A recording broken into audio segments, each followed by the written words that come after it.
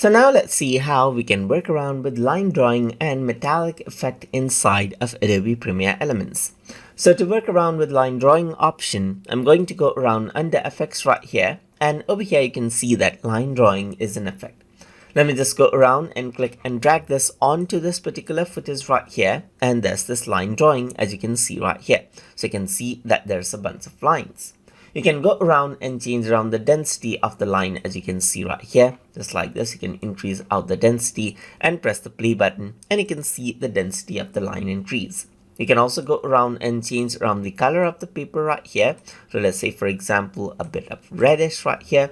And then you can also go around and change around the ink color right here just like this, and choose around an other color as you can see. And this is the effect that you have right here. Another part over here is, let me just go around and delete it and go to effects and then bring in the metallic effect as you can see right here on this particular footage. And this is what you have as you can see. You get the metallic finish over here. Once you do that, you can go around and change around the metal effect as you can see right here, and change around the picture effect as well, and choose around the color as you like. Let's say for example, you can go around and choose around yellow just like this, and this is what you have. So that is how you can work around with line drawing and metallic effect inside of Adobe Premiere Elements. So I hope you guys learned something as always. And as always, please like, comment, share, and subscribe.